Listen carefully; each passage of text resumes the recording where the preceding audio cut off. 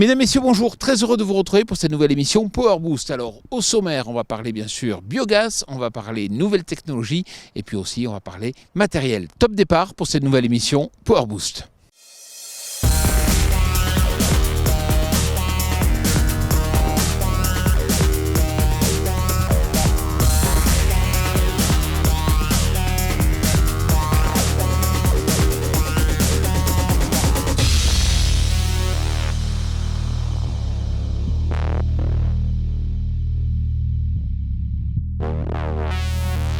Salut le Power Booster.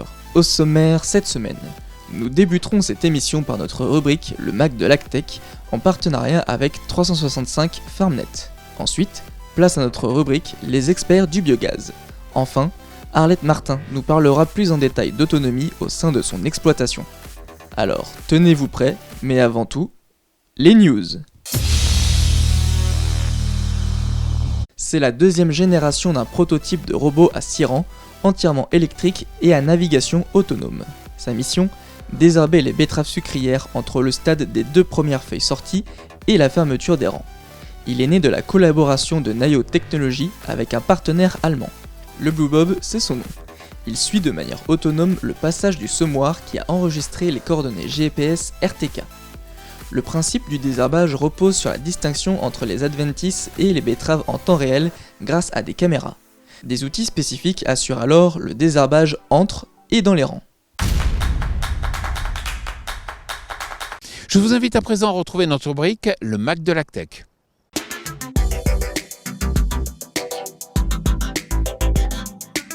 Connaissez-vous le métier de conseiller client de nouvelles technologies ? L'agriculture se digitalise et certaines concessions se sont adaptées à cette transition. C'est le cas de la structure Classe Est qui a créé il y a plusieurs années un poste dédié pour accompagner les agriculteurs sur l'utilisation des nouvelles technologies. Concrètement, il s'agit pour cet expert de combiner les solutions d'agriculture numérique au matériel proposé auprès des agriculteurs. Je m'appelle Julien Bayerlé, je suis conseiller client nouvelles technologies chez Classe Est. Classe Est, concessionnaire Classe, basé sur la Moselle, la Meurthe-et-Moselle et le Bas-Rhin. Donc mes missions sont déjà dans un premier temps d'aller avec les vendeurs chez les clients pour parler des nouvelles technologies qui sont des fois méconnues chez certains clients, de promouvoir le système lors de foires ou lors de démonstrations. Ensuite, une fois que le système est commercialisé, c'est moi qui vais préparer le système et ensuite le mettre en route chez le client. Et le plus important, c'est le suivi qui va se faire par la suite. Un suivi qui peut se réaliser par téléphone mais aussi sur le terrain. Toujours dans cet objectif de faciliter l'approche de l'agriculteur vis-à-vis des technologies numériques, la concession a noué il y a 3 ans un partenariat avec 365 FarmNet qui va récupérer les données des moissonneuses-batteuses et autres tracteurs puis les transcrire sur le cloud. Pour l'agriculteur, cela évite de perdre du temps et surtout de valoriser ces données. L'exemple concret, c'est un client qui nous a acheté un système de guidage et le client en fait voulait déjà avoir ses lignes dans la console avant d'utiliser son système d'autoguidage et être prêt lors de la saison à utiliser son autoguidage. Donc pour ça, je l'ai dirigé vers le module LACOS et nous avons créé ensemble ces lignes sur 365 FarmNet d'une façon très simple en important son fichier PAC très simplement sur la plateforme et grâce au module LACOS de créer les lignes directement sur la plateforme. Ensuite, très simplement, on a créé ces lignes, on les a insérées directement dans la console et le client a pu utiliser son autoguidage directement sans avoir à créer de ligne au sein du champ. Mais avec des outils numériques qui évoluent vite et pour s'adapter au mieux, les concessions ont parfois bien besoin d'une expertise en amont. Donc on accompagne les concessions en apportant notre savoir-faire dans la transition numérique. Pour ce faire, ça s'articule sur 3 axes. Le premier qui est l'expression du besoin, c'est-à-dire qu'on va prendre en compte toutes les spécificités de chaque exploitation en essayant d'apporter une solution la plus adaptée, mais tout aussi synergique en alliant matériel et digital. Le second axe est le support opérationnel, c'est-à-dire qu'on va accompagner aussi également les concessions de façon à pouvoir les former commercialement et techniquement sur les solutions 365 FarmNet, de façon à pouvoir les aider à apporter une solution aussi également à leurs clients finaux.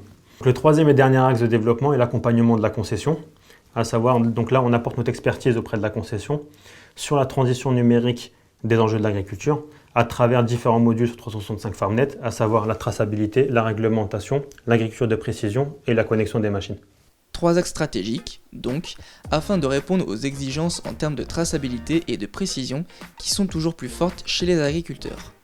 À court terme, preuve de cette nouvelle demande, Classe Est devrait par exemple créer un service entier dédié au suivi sur le terrain pour le conseil sur les nouvelles technologies. Et pour cela, Classe Est va s'appuyer sur toute l'expertise des équipes de 365 FarmNet. Je vous invite à retrouver notre rubrique Les experts du biogaz en partenariat avec Deleplanque et GRTgaz. Aujourd'hui, direction la région Auvergne-Rhône-Alpes. Sur cette unité de méthanisation, des apprenants de 20 à 52 ans échangent avec les agriculteurs. En effet, c'est jour de visite du site pour la première promotion de formation technicien de maintenance biogaz menée par l'IRI à Lyon. Un programme qui répond à un besoin urgent de la filière.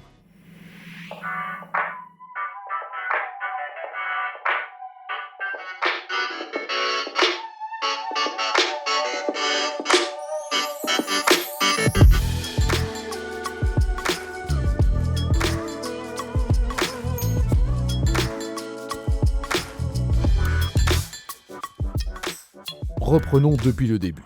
Ça ne vous aura pas échappé, en France, les projets de méthanisation se sont multipliés depuis quelques années. On estime que pour l'exploitation et l'entretien d'une unité, il faut 1 à 2 temps plein. Il y a donc du boulot, mais malheureusement, pas assez de personnel formé. Fabien Hauteville, président de la commission formation de l'Association française du gaz, en sait quelque chose.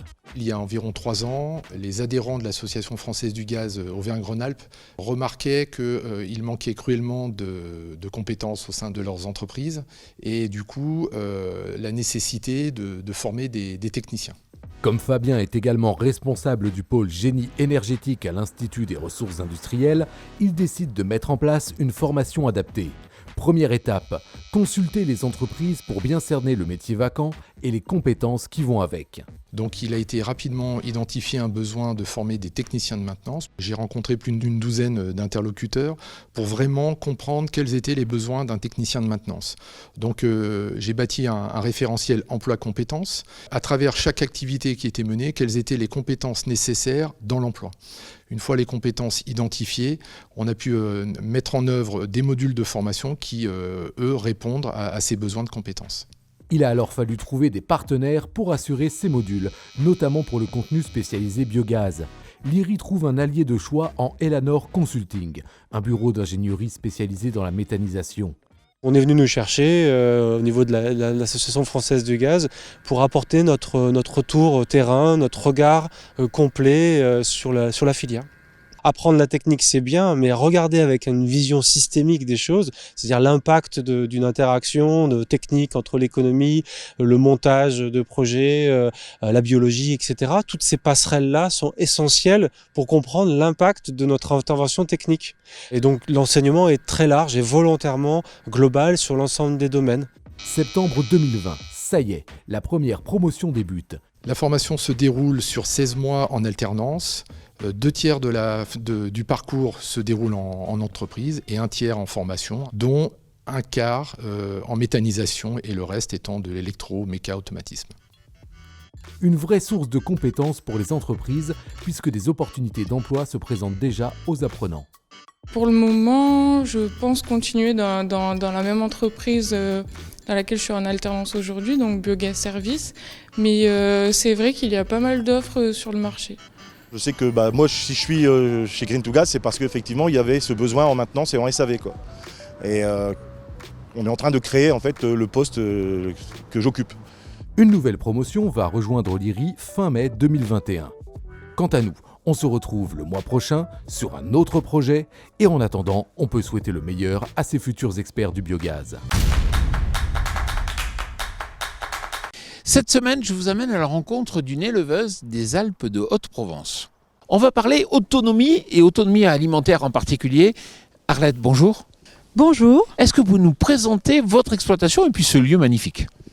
Alors, notre exploitation, c'est le GAEC du Pré des Poiriers. On est 3 associés, donc avec mon mari et mon fils. On a des ovins, donc on a à peu près 1200 brebis, une trentaine de vaches et 45 chèvres à viande. Les brebis, ce sont une race locale, les Mourets rousses. C'est une bête rustique qui s'adapte très bien dehors, qui agnelle facilement et qui est très maternelle. Alors, on parle beaucoup d'autonomie, mais autonomie alimentaire, mais vous y êtes déjà depuis longtemps.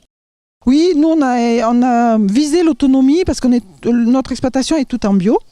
Et acheter de la marchandise en bio, ça coûte cher. Tout ce qu'on produit, c'est évidemment bien plus rentable. Et donc on a visé l'autonomie, on l'a et on y est arrivé il y a déjà bien quelques années. Alors autonomie fourragère largement, autonomie céréalière, on a pris des terres un peu plus loin dans la vallée de l'Aragne, Ribier, pour être un peu plus autonome. On produit notre aliment fermier, c'est-à-dire que c'est un mélange de céréales que l'on fait germer. L'intérêt de la germination ? Alors l'intérêt, il y en a plusieurs. D'abord, une très bonne digestibilité. Donc ils assimilent les céréales à 100%, on n'en trouve plus dans les crottes, il n'y a pas d'acidose. Et en plus, ça amène beaucoup plus qu'une céréale sèche, puisque vous avez toute la valorisation du germe, qui d'abord, quand il est long, c'est beaucoup de vitamines et de minéraux, et quand il est court, c'est beaucoup de la protéine. Donc c'est ce qu'on recherche en fin d'engraissement. Donc on a plusieurs stades de germination. Mais pour tous les jeunes qui nous écoutent aujourd'hui, une question, est-ce que ça permet de bien vivre, justement d'avoir beaucoup de production et d'être autonome comme vous êtes ? Oui, alors le fait d'être autonome en céréales et de faire notre propre aliment fermier, c'est un peu l'aboutissement, surtout pour mon mari. C'était un objectif dans notre installation, c'était de pouvoir se produire notre propre aliment. On n'était pas satisfait d'acheter de l'aliment du commerce, des granulés où on ne sait pas trop ce qu'il y a dedans. Bon, ça nous revient moins cher. Effectivement, on arrive à dégager du revenu. On se plaint absolument pas. On a une très bonne valorisation de notre agneau en bio par le biais des établissements du Four à Manne qui nous valorisent très très bien l'agneau. Merci beaucoup. Merci. Voilà, j'espère que cette émission Power Boost vous a plu. Vous savez que vous pouvez avoir de nouvelles vidéos chaque jour sur notre chaîne YouTube. Power Boost, c'est très simple, il suffit de s'abonner, vous serez comme ça au courant des nouvelles productions. Je vous souhaite une excellente semaine.